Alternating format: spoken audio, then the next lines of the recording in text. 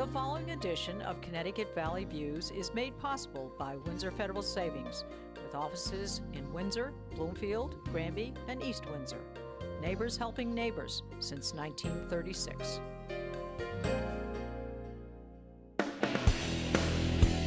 Join me, Susan Regan, host of Connecticut Valley Views, the most widely watched interview program on Connecticut Public Access TV. Proof to the people is the byline, insight without bias, generating a 360 perspective. Our mission is to focus on topical subjects with thought-provoking interviews regarding municipal leadership, current affairs, educational and political topics, as well as key destination points in New England. And here's your host for Connecticut Valley Views, Susan Regan.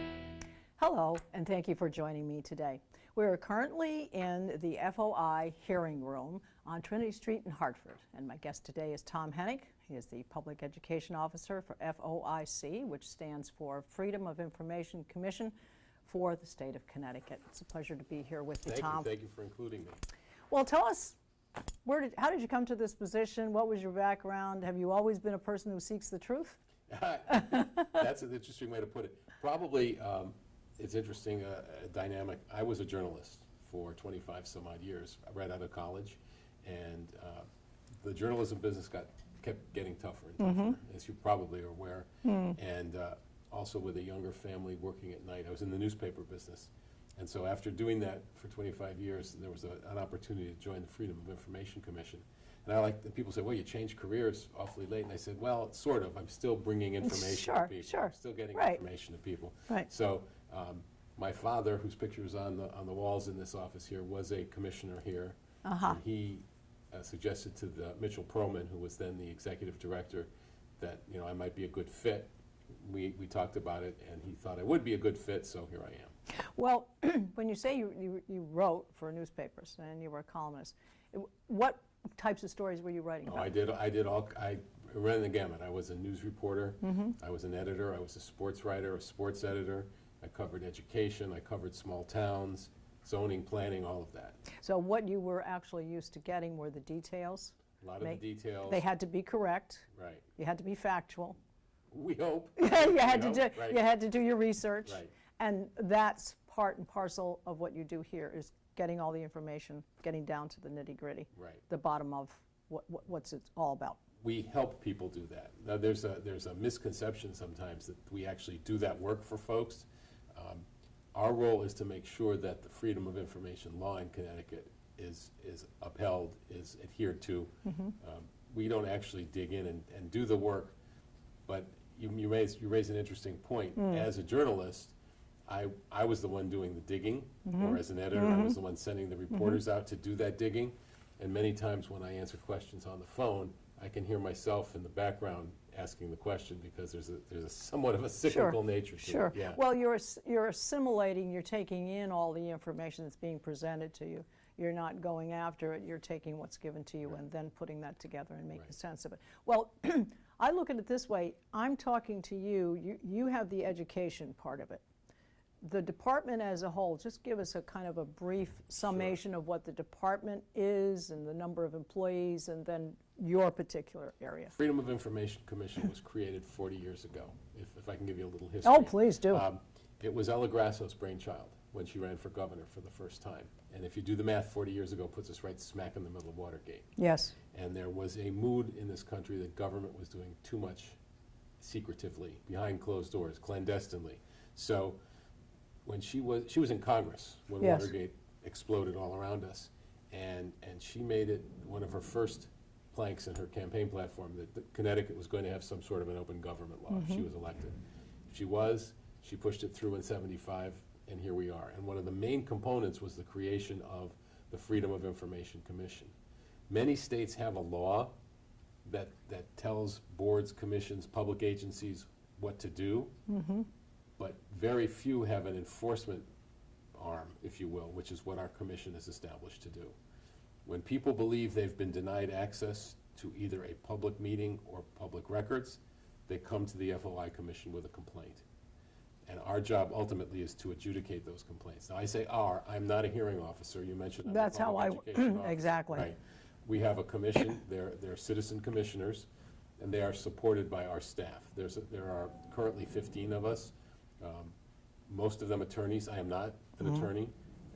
When I do my workshops, I ask people, is that good news or bad news? But the idea is that people come to us, and the attorneys hear the cases. We also try to mediate cases. But ultimately, if that doesn't work, if we can't sort of resolve people's problems FOI-wise through education or mediation, then they come to a hearing. The hearing officer will hear both sides, digest it all, and then following whatever the law says, issue a decision. But that's kind of only part one of the judgment. It then goes to the commissioners, and there are now 9 of them. They review these sort of proposed hearing officer decisions and decide whether or not that's the ruling. And when our commission rules, that's what either the public agency or the complainant has to do. But because this law, is sort of wide open to a lot of people, any decision by our commission can also be appealed all the way to the Supreme Court. Ah. So it's the final ruling unless somebody appeals it. Yes, so actually, there are quite a few gatekeepers along the way. That's correct. You don't get the feeling that someone's making a final judgment. There are a lot of people overlooking other people. That's correct. And if, in fact, you really think that it's gone the wrong direction, you can go all the way to the That's Supreme Court. correct. All right, now your particular part of it.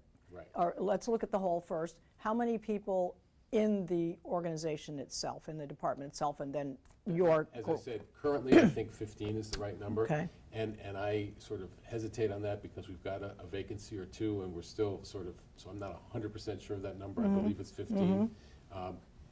And they perform those functions that I was talking. We have paralegals who need to process hearing schedules, who need to process complaints as they come in, and we also, and then the rest of us deal with the complaints with the people off the street. How many would come in a month on average, Well, last year we continue to. or on an annual No, basis? that's a good question. The number of complaints has risen dramatically since I've been here. I'm in my 15th year at the FOI Commission, and last year we set an all-time record with 936 formal Good complaints. heavens. Do you think it's because the word is out that you people exist? That is one of the reasons. Frankly, again, personal opinion, no empirical data to back this up. I believe that part of it has to do with the rising use of the internet. Yes. People, it's very easy to sit and type and put together a complaint and send it in. And you wouldn't think that extra step of typing up a letter, looking for a stamp, putting it in an envelope, and going to the mailbox would hinder anybody.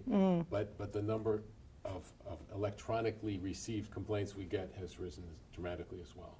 When you talk about the complaints that come in, could you put a percentage on how much for individuals and how much, say, for a business or an organization? What's interesting is that many people look at this as a media law.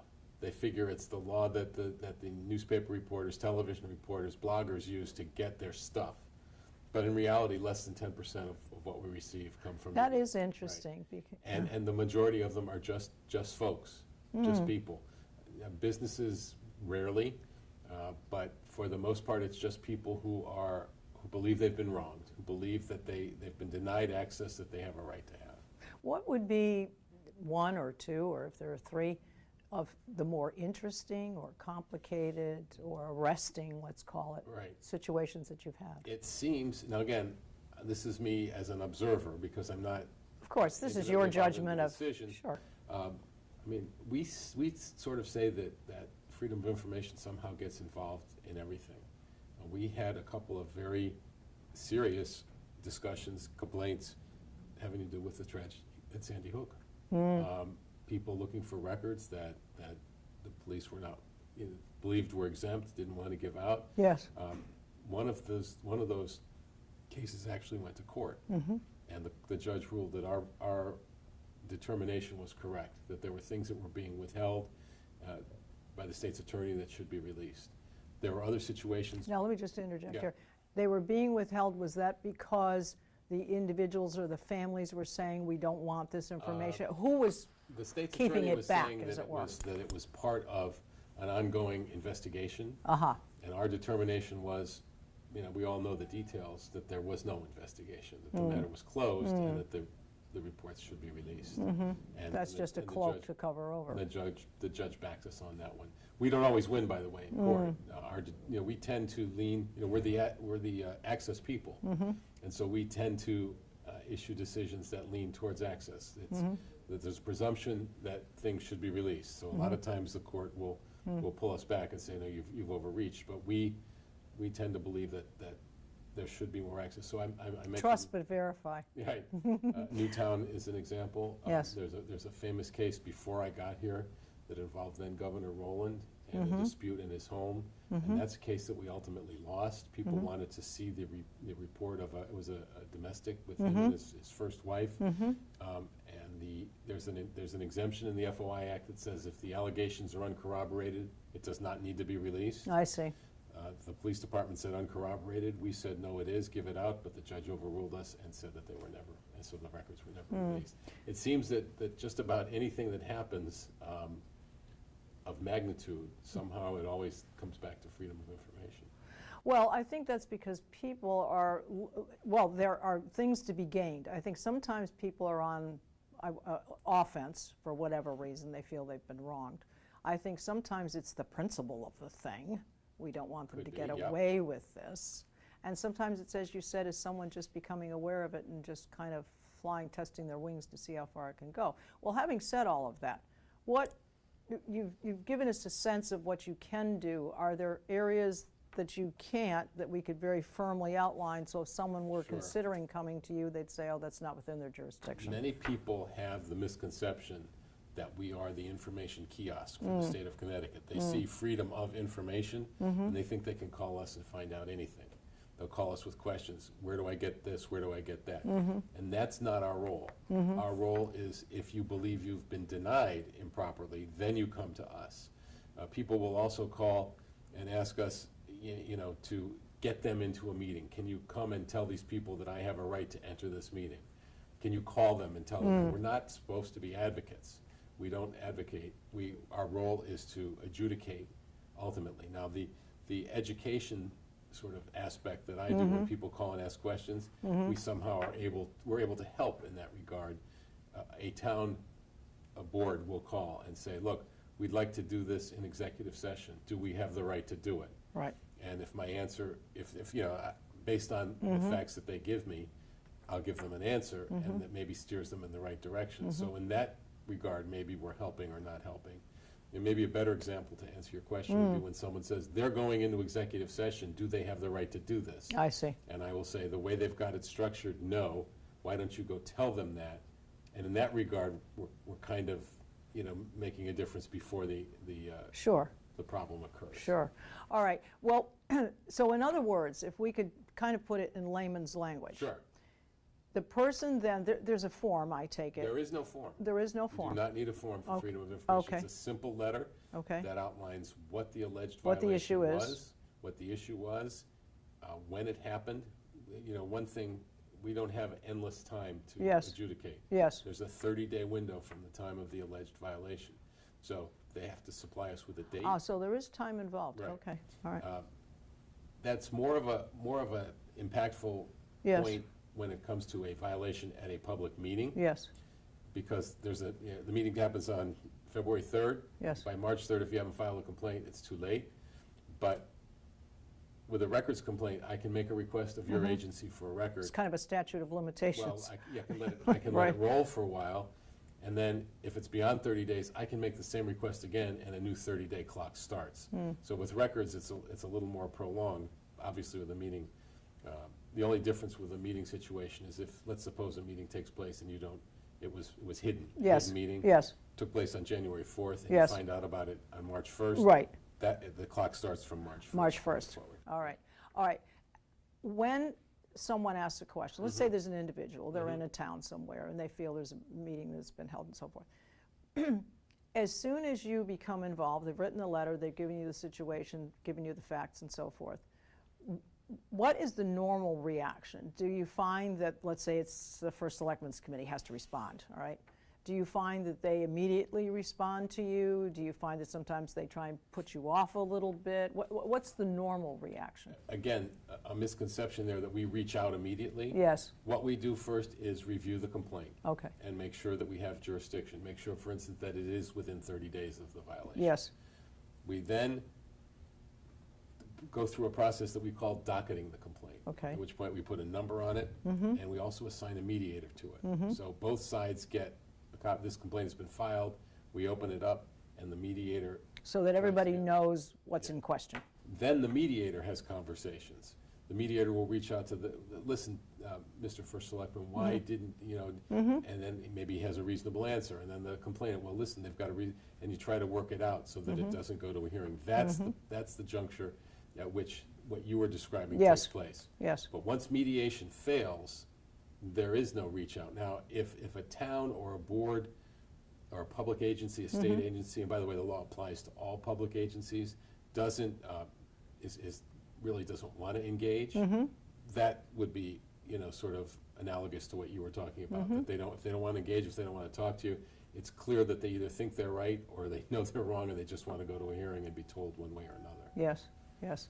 Well, I think what's important for people to know that once they're being heard, once it's on a docket, once it's become formal, and you have, how many of the cases that come up actually go to hearing, gets pushed that far? Oh, I wish I had looked that up. It's about, I think it's between 30 and 40%.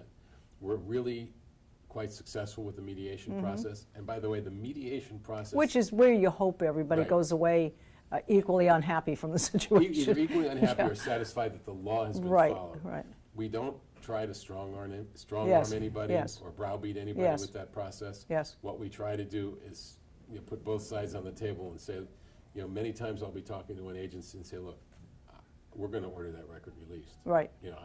After 14 years, I can tell you that's what I think is going to happen. Why Right. don't you just give it to them? Right. Or I'll say to the complainant, look, you're wrong. They didn't notice this meeting improperly. You're going to lose. Why don't you withdraw the complaint? So we'll just try to be fair and honest. And they don't, the ombudsing process, it's a fancy name for mediation, ombudsing. Yes. We don't have, there's no power there. It's only suggestions. So Yes. I don't, Yes. As a A mediator. recommendation. Right, a mediator, I don't have the power to say you must do this.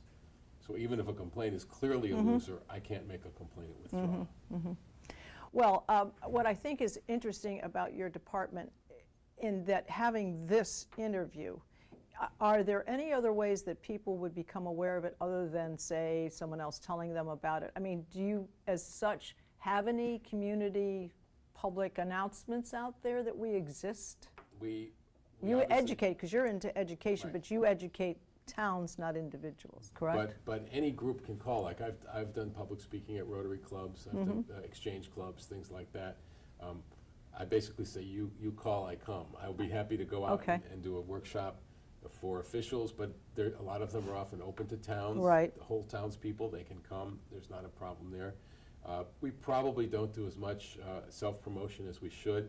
We have a new community outreach program that Tracy Brown and Felicia Harmon of our office are doing for the Hispanic community.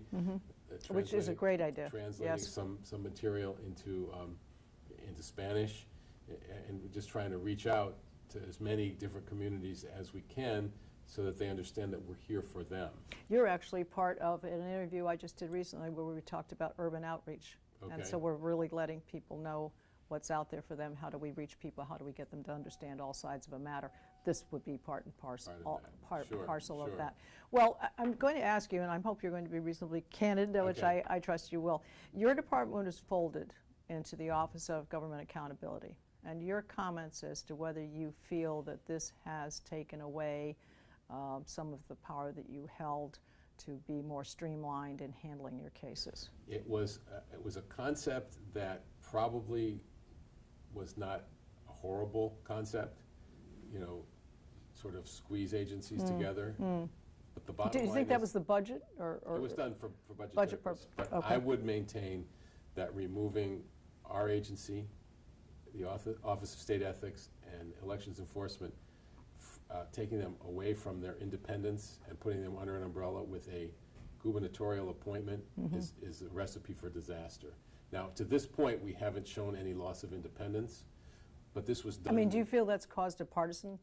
And not yet. Okay. Not yet. But the problem in my mind is that there's a tremendous loss of efficiency.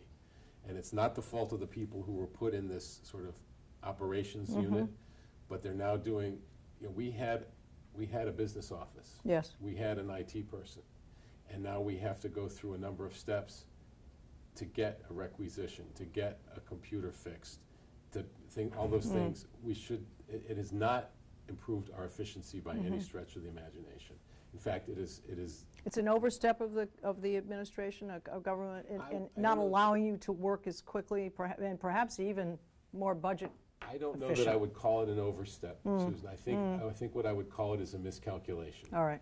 I think it was done in the name of efficiency, and if they took a good hard look at it, they would, and this is my opinion only, they would argue that in fact is not efficient at all, and it's not a good way to do business. And that All right. we should be independent. Sure. So if let's say you take the average case, what would be the average case of something that would come in, and what amount of time would it take you to solve the situation, or mediate the situation, or have a hearing, or whatever? What would be the Complaint average? comes in, it's usually docketed within, 4 to 6 weeks.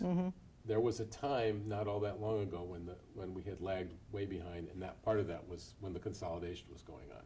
Again, nobody's justice was being denied. It was just taking a lot longer. We've worked a couple of things out, but for the most part, it's 4 to 6, 6 to 8, somewhere in there, to get the complaint in the hands of the people and the mediator. And then if a hearing is going to happen, it all takes place, in a 4 to 6 month range. Which in some instances is not quick enough. It should be faster, but we only have so much personnel. We've lost a couple of positions. A part of this consolidation, legal positions were eliminated.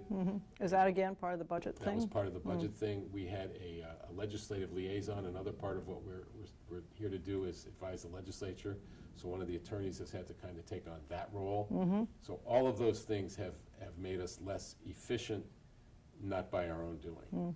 Do you find that the administration will come to you to check out whether things are within protocol? I mean, do you have many politicians, or not politicians, senators and House representatives coming to you going, we'd like to do, is that within? To a certain extent, more come to us from state agencies, commissioners' offices, legal counsel for different agencies. Also, first selectman, mayor, board chairman. A lot of the meetings issues are on a local level. Executive session. We're recording this in the midst of a bad bout of winter. Yes. And a lot of calls from people about, okay, we've got our meeting scheduled. We know it has to be at this time and place, but now it's snowing, and how do we, those sort of things. Because people are watching that. People want to know if they've properly noticed their meetings, if their meetings are properly open to the public. Right. All right, well, one other, I think, have you seen the Freedom of Information Office itself expand, as it were, the parameters of what it can do? Was it set in stone, this is our Constitution, this is what we're going to do, this is what we can do, or has it actually broadened over the years? Actually, if anything, it's been minimized. Because what happens is people... So ever since El Grasso started, it's actually been less, because what happens is this. Oh, of course we believe in open government, but that record really should be exempt. And it's only one exemption, so we don't have to worry about it. And then the next thing we know, we're up to 27 exemptions, just in the FOI Act alone. Some things get slipped in at the last minute. The legislative process can be very difficult, and we'll look up in a record that intuitively you would think should be available to the public. There's an exemption on it, and you can't release it. The course of human events... Who does these exemptions? The legislature. The legislature makes the final decision on right. this. Does that become a political ball to toss around? Yes, it does, from time to time. The party, depending on what party is... What party, in. what issue, who they represent, the constituency of a legislator. That's an interesting coloring. Yeah, you see that happen over time, and the idea is it's only one little exemption, but it's another chip in the wall. And some of the openness and accessibility that this law initially created is not there anymore. And part of this is a reaction to the times. Yeah. There was a serious run towards taking records off the books after 9/11. Is this more of a PC thing? In some instances, yeah. After 9/11, we need more safety, we need more security, so certain records that were heretofore public are not. It's sort of the flavor of the day, flavor of the month, Right. which I think is very important for people to know. And the reason is because really your department, you said the bulk of the people that you hear from are individuals who want to find things out. This is really this is cutting down the voice of the people. This is restraining it, because you're now confined to only certain areas and certain exemptions and certain restrictions and certain things. I would argue that you're 100% Yeah, correct. yes, and I think this is important that people know that, so that when they are voting and they're putting people into office, that they're putting people into office who are truly going to make sure that the gates are open, the doors are open, the windows are open, and there won't be this hidden information situation. During a recent election cycle, the Connecticut Council for Freedom of Information put out a pledge and asked different candidates to sign a pledge that they would support open government and freedom of information. It wasn't 100%, let's just leave it at that. They're still working on it, trying to get more to sign it. The governor did sign it, as did, Lieutenant Governor and other top officials, but for the most part, some of the legislators have been reluctant to sign it. Well, I think that's important. So folks, when you are voting for people, make sure there are a lot of things to take into consideration. You want to make sure your voice is heard. This is one of the departments that will be helpful to you. And you need to make sure that you have people who are in place who can do that and will support your department. I agree, yes. I think it's very important. Is there anything else that we can, bring to the party that people may not know about the department, anything in specific? Just, Susan, I'm glad you asked that Yeah. we are here to help. Okay. I spend the majority of my time when I am in the office on the telephone. No question is stupid. Call and ask. Gee, I don't know if I can get that from a individual standpoint, but I encourage the boards and commissions. We can eliminate a lot of the, the tensions Yes. if they do the right thing. Yes. I mentioned, or maybe I didn't mention on the air, that I go around the state and do workshops. Any town, any state agency, anybody can call at any time, any board, commission, morning, noon, and night, it doesn't matter. You'll go. I'll come out, I'll do them. There's no charge for them. We can go over some of the do's and don'ts together. And in the end, the hope would be it would be helpful to both sort of sides of the fence so that open government flourishes, so that it doesn't get shut down. Yes. Another thing that people should know is that to come to freedom of information, it's one of the last places where you don't need an attorney. Now, many do bring one, and that's not to mean to disparage Yes. attorneys, but some people say, I can't afford one, so I'm not going to go through the FOI process. And the reality need is you don't need one. If you believe in your heart, in your mind, that you've been denied access to a meeting or record, you can file a complaint here and go through the whole process yourself without legal counsel. It doesn't cost you anything. You're a bright spot in people's lives, thank you. I think. Well, having said that, we'd like to give your website, which Okay. is ct.gov/FOI, and your phone number to call them directly, 860-566-5682. So hopefully we've covered all the high points. Covered a lot of the I highlights. think we're going to invite you to our town. Okay. Happy to do it. All right, well, that'd be great. Well, thank you so My much. pleasure. It's Thank been- you very It's been much. great. And I want to remind you folks out there that we are on Facebook, and you can see all of our programs on our website at www.ctvvalleyviews.com. Also, check out our new online publication, the CT Web. We look forward to seeing you there. This is Susan Regan. Thank you for joining me and bringing proof to the people.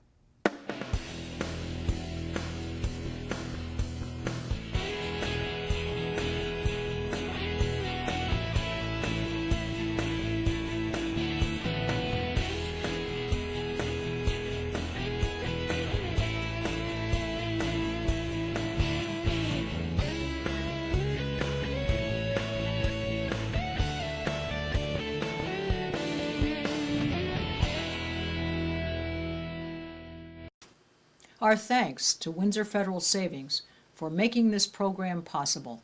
Neighbors helping neighbors since 1936.